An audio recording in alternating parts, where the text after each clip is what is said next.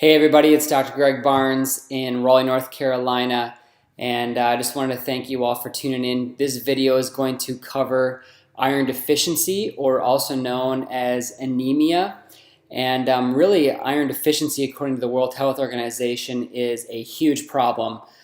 They estimate that about 1.3 billion people have an iron deficiency in the entire world. And in my clinical practice, I see the signs and symptoms of iron deficiency pretty much every single day. And the reason why iron is so important is that it helps your blood and control the function of something that's called hemoglobin.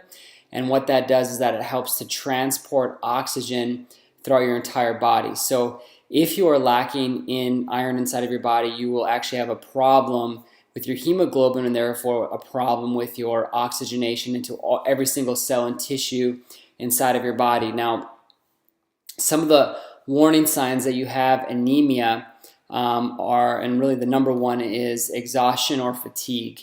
And we see this again, more and more people coming down with this. A lot of it is due to the fact that even if you are eating red meat, which is the best source of iron as far as bioavailability, is that your digestive systems are such in rough shape due to antibiotics and inflammation that you're really not absorbing it very well. Now, things like plants, like spinach, for example, and other dark green leafy vegetables are high in iron, but is not as bioavailable. So even if you're eating a lot of that, and although it contains a lot of iron, we're just finding that people don't absorb and are able to put to use as much of that kind of iron as possible. So some of the other warning signs and symptoms are chronic bleeding, and this can also lead to it too. So that could be Alzheimer's, or it could be gastritis, or if you're a female and you're having a heavy menses, heavy menstrual cycle, that also can lead to iron deficiency or iron anemia issues, becoming anemic. Also, women that are pregnant, it's very important to be supplementing with iron too, because just as you're creating that baby and forming the baby, it's easy to become deficient in iron. Another one of the warning signs that you're iron deficient is that if you start getting, you get short of breath easily. So if you go up one flight of stairs, or are doing just a few minutes of exercise and are already huffing and puffing, that is a sign of iron deficiency. Another thing is that because of the link to the hemoglobin, is that when if you notice that your heart actually pounds very easily, if you get that deep pounding feeling in your chest very easily, or you have some type of irregularity like tachycardia or bradycardia, meaning your heart is either too fast or too slow, or may have a murmur. Iron deficiency can be another warning sign of that. It also does cause hair loss. And so now, before you freak out, it is normal that even on a good day that the human scalp will lose about 100 hairs a day. So if you look down in the drain and you see hair after a shower or a bath, like that's normal. But if it's a really dramatic amount of hair loss, that can be a sign of iron deficiency. 15% of people that have restless leg syndrome have been shown to have an iron deficiency issue. Another one is that you will become anxious or have anxiety for really no reason. And the main reason why is that when you're iron deficient, it actually will rev up your sympathetic nervous system, which is also known as your fight or flight system.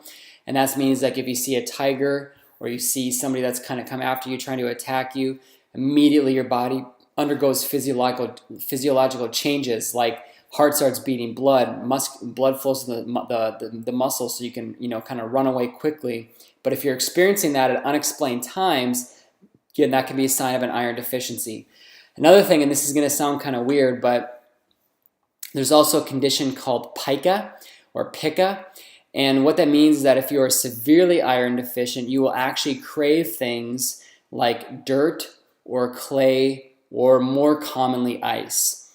So if for some reason you are not craving sugar, but you are craving dirt or clay or ice, then you are in some serious iron deficiency troubles. Now, along with that, I wanted to mention that it is very easy to test for that. A lot of you may get regular blood work and they would test your ferritin levels, Ferritin.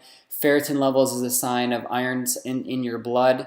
If you've never had that run, I would suggest you do that next time you get blood work. or again, some of the signs or symptoms that we're going over here may be an indication that you need to start supplementing with iron.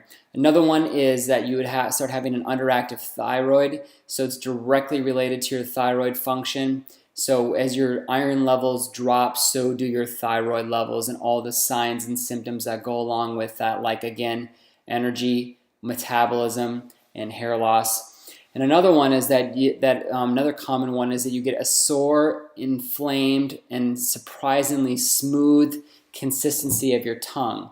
So sore, inflamed, and a smooth, very smooth consistency of your tongue is another sign of iron deficiency. And the last couple would be cold hands and feet, because it's going to affect your circulation. And brittle nails is another one too. Again, is that the blood begins to diminish going to your nails. They'll become brittle. And then another common one that you can notice is that your skin becomes very pale. So because it works directly with your blood, and your blood is what provides you with a rosy color, as your iron goes down in your blood, you will have less quality of circulation and therefore begin to get pale. The places you would look for beyond just your skin is the inside of your mouth and your gums. So you can like look and see if they're too pale, if they're don't have like a pinkish or reddish color. And the other one is actually going to be underneath in your eyes. So in this area right here is another area to look. So there should be a pinkish or reddish hue. If it is quite pale, then that's another sign that you are iron deficient. Now, if you have really more than one of those, it's not uncommon to have maybe one of those things going on at a specific time. But if you have definitely multiples of those going on, what I recommend is you supplement with iron. And the supplement that I recommend is called Ferrochel. All right, you can see right here, it's Designs for Health. And what's great about it is that it's an iron chelate, so meaning that it's actually bonded with certain ions and minerals to maximize your absorption. So we definitely don't recommend just taking any iron supplement off the shelf, because if it's from a synthetic form, that's not good. This is actually from a whole food source. It contains 27 milligrams, and what's great about it is that it has 120 capsules. Let me see here. So you see it has 120 capsules, which is about a 4-month supply, and each one of these is about 27 milligrams worth of iron. So I'll show you the size of the capsule. You can see it's not very big, so this is very easily swallowable with that. And so that is the one that we recommend.